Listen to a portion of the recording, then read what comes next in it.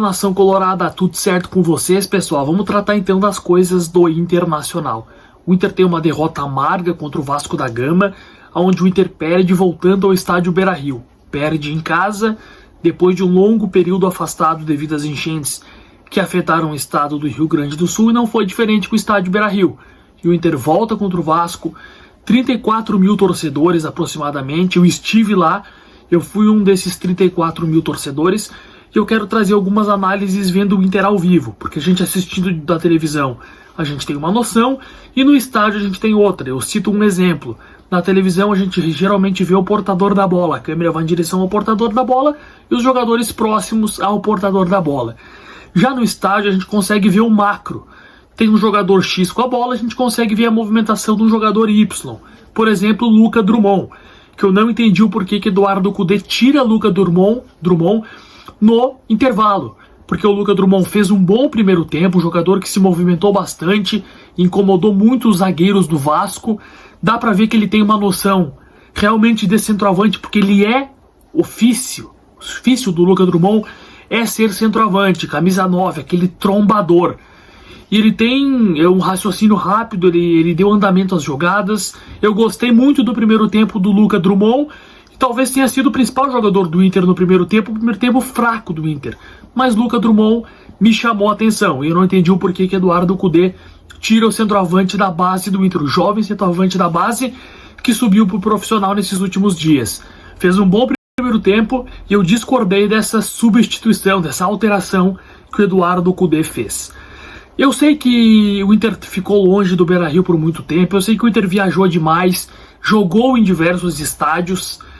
A casa do Inter mais ou menos foi o Heriberto Rios, porque o Inter jogou 3 vezes lá, 2 como mandante e uma como visitante enfrentando o próprio Criciúma, mas de resto o Inter jogou em Barueri, o Inter jogou em Caxias, o Inter rodou muito nesses últimos dias. Tem os jogadores que estão no departamento médico, os jogadores que levam suspensões, suspensão, terceiro amarelo, expulsão e desfalcam, tem também os que estão na Copa América e esse desgaste de viagens. Tudo isso eu entendo. Mas o Inter antes das enchentes, vamos lembrar que antes das enchentes o Inter já não jogava um bom futebol. O Inter já não encantava. O Inter vinha oscilando. Encerra o Campeonato Brasileiro para o Inter, antes das enchentes, com 1-1 contra o Atlético Goianiense. Ou seja, o Inter empata em casa contra o Atlético Goianiense num jogo ruim do Internacional. Então antes das enchentes já tinha esse problema, o Inter já sofria. Claro que as enchentes elas agravam, elas pioram a situação. Mas, gente, é muito pouco para um time do tamanho do Internacional com o investimento que teve nessa temporada ter. A segunda colocação num grupo fraquíssimo da Copa Sul-Americana, o Inter passa como segundo e vai para a repescagem. O Inter não é favorito contra o Juventude joga mais futebol que o Inter hoje. O Juventude ele é favorito para quarta-feira no jogo do Beira-Rio e depois sábado no segundo jogo pela terceira fase da Copa do Brasil. O Juventude chega como favorito, o Inter não é favorito.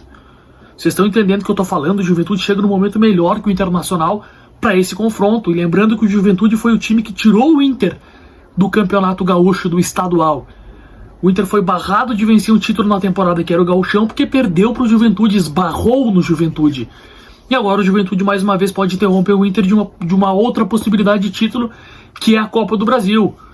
O Inter tem 19 pontos no Brasileirão, 2 jogos a menos, hoje figura ali o meio da tabela. Mas é pouco, gente, é pouco para um time que investiu tanto. O Inter investiu demais na janela de transferências, o Inter tem bons jogadores, tem pelo menos 2 boas alternativas para cada posição. É pouco para o Inter, é pouco, o Inter tem que reagir. Daqui a pouco se é trocando o Eduardo Cudê, não sei. Acho que o Inter vai esperar os jogos contra o Juventude e talvez até contra o Rosário Central pela Sul-Americana para daí sim tomar uma decisão de demissão ou não do Cudê ou o próprio Eduardo Cudê pedindo para sair. Mas a verdade é que o Internacional não está jogando bom futebol, não está conseguindo jogar um bom futebol. O Inter tem elenco para jogar um bom futebol, o Inter tem peças hoje no grupo de jogadores para qualquer modelo. Um time mais reativo, um time mais ofensivo, um time com transição rápida, um time que toque bola. O Inter tem peças para isso.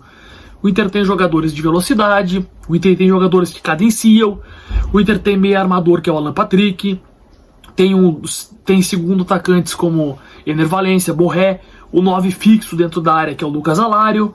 O Inter tem um lateral mais defensivo, que é o René, um lateral mais ofensivo, que é o Bustos. Tem aquele zagueiro mais trombador, que é o Mercado. Tem o zagueiro da construção, Vitão, Robert Renan, o Fernando, que está sendo improvisado como quarto zagueiro.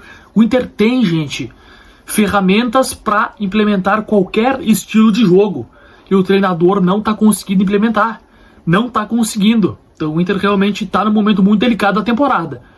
O Inter precisa reagir, o sinal de alerta está ligado, senão é mais um ano que o Inter perde, é mais uma temporada perdida pelo Sport Clube Internacional por erros novamente. Repito, não sei se o ideal é trocar o Kudê, mas não está dando certo, não está dando certo. Espera a Juventude, espera a Rosário Central, depois disso decide.